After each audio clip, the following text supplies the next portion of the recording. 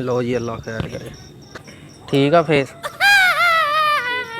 अस्सलामुअलैकुम दोस्तों, जागती आंखों और सुनते कानों को फैसल गफूर का IM हिस्टोरियन चैनल पर खुश आमदीद। दोस्तों आज एक ऐसी शख्सियत आपके सामने पेश करने जा रहा हूँ। लो जी पहला ही डायलॉग गलत। कोई गल नहीं तू कर इन्नी वीडियो बनाई है तो पेश करने जा रहा हूं। मैं वही तो कह रहा, मैं कहा पहला डायलॉग ही गलत है। एक ऐसी अस्सलाम वालेकुम वीवर फॉलो मी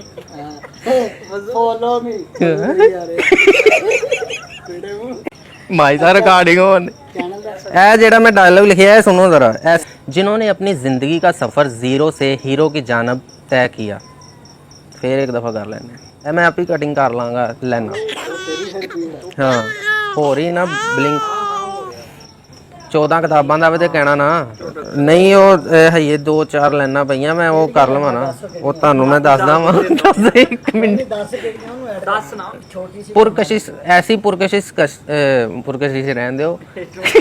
ਵੱਡਾ ਡਾਇਰੈਕਟਰ ਬੈਠਾ ਹੋਵੇ ਚਿੱਤਰ ਵੇਖਣੇ ਸ਼ੁਰੂ ਕਰ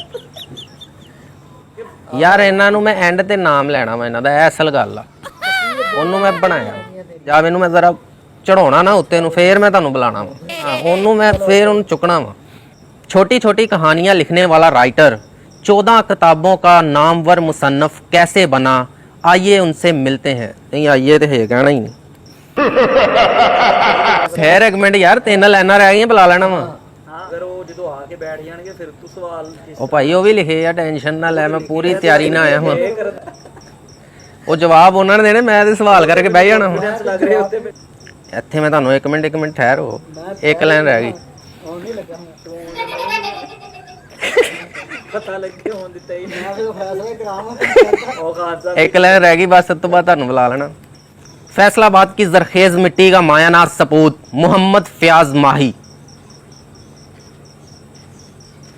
सर अस्सलाम वालेकुम। ਉੱਠ ਜਾਵਾਂ ਮੈਂ ਕਹਿੰਦਾ ਚੰਗੀ ਗੱਲ ਆ। ਆਓ ਤੁਸੀਂ। अस्सलाम वालेकुम।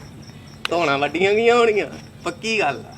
ਕੱਟੀਆਂ ਗਈਆਂ ਧੋਣਾ ਵੱਡੀਆਂ ਗਈਆਂ ਤੁਸੀਂ ਆ ਕੇ ਬਹਿ ਜਾਓ ਚੁੱਪ ਕਰਕੇ। ਚਲੋ ਠੀਕ ਹੈ ਮੈਨੂੰ ਪਤਾ ਸੀ ਨਾ ਫਰੇਮ। ਹਾਂ अस्सलाम ਦੋਨਾਂ ਨੇ ਸਲਾਮ ਕਰਤਾ ਭਾਜੀ। ਇੱਕ ਦਫਾ ਫੇਰ ਆ ਜਾਓ ਤੁਹਾਡੀ ਮਿਹਰਬਾਨੀ। ਤੁਸੀਂ ਸਲਾਮ ਕਹਿਣਾ ਤੇ ਮੈਂ ਬਾਲ ਕਿਉਂਕਿ ਮੈਂ ਆਉਣਾ ਵਾ ਤੇ ਮੈਂ ਹੀ ਕਰਨਾ ਨਾ। ਠੀਕ ਹੋ ਗਿਆ ਆ ਜਾਓ। ਠੀਕ ਦੋਸਤੋ ਇੱਕ ਆਮ ਸਭ ਹਾਂਜੀ ਮਾਈ ਸਾਹਿਬ ਕੀ ਕਹਿਣ ਲੱਗੇ। ਬਲਕਿ ਤੂੰ ਦੱਸਣਾ ਵੀ ਆ ਕਿ ਸਾਡੇ ਫੇਸ ਦੋਨਾਂ ਦੇ ਬਿਲਕੁਲ ਠੀਕ ਆ ਰਹੇ ਆ। ਲੋ ਜੀ ਮਾਈ ਸਾਹਿਬ ਚੁੱਭਵੇਂ ਥੋੜੇ ਜਿਹੇ ਸਵਾਲ ਆ ਤੇ ਤੁਸੀਂ ਵੀ ਜ਼ਰਾ ਚੁੱਭਵੇਂ ਜਵਾਬ ਦੇਣੇ ਆ। हाँ पढ़ना बर्फ वाला जी माही साहब आपसे एक सवाल करना चाहूँगा। एक सवाल तो पहले ही कर लिया। एक और सवाल कर। हाँ जी एक मिनट जी माही साहब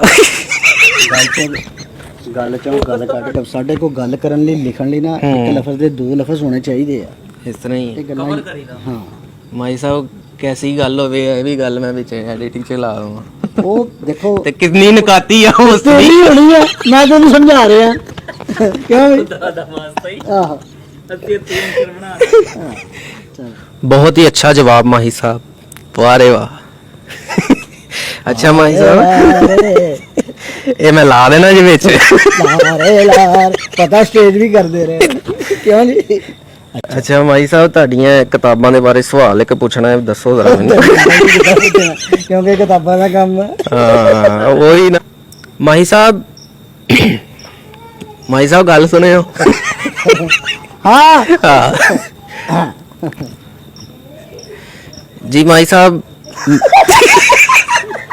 बुलाया अंदर काजल बहुत जब्त करते हैं मैं वाकई मैं इसको मुका दे यार थोड़ा टाइम माई साहब ने अगली रिकॉर्डिंग पे भी जाना है। हाँ अच्छा माई साहब मैंने स्कूल कॉलेज और यूनिवर्सिटी लेवल पर निसार की ਤੁਸੀਂ बोल लो नहीं ਇਹ ਤੇ ਤੂੰ ਐਡਿਟ ਕਰਨਾ ਉਹ ਮੈਂ ਨਾ ਭਾਈ ਸਾਹਿਬ ਆਪਣਾ ਫਲੋ ਚ ਕਹਿਣਾ ਚਾਹ ਰਿਹਾ ਆ ਕੇ ਕਹਿ ਰੁਕਦਾ ਤੇ ਤੂੰ ਹਾਲਾਂਕਿ ਤੂੰ ਸਿਰ ਰੁਕ ਗਿਆ ਉਹੀ ਨਾ ਹਾਂ ਮੈਂ ਜ਼ਿਆਦਤੀ ਨਹੀਂ करना चाहता। अल्लाह शरीक दी मुबारकबाद शुरू तो मैं ला देनी।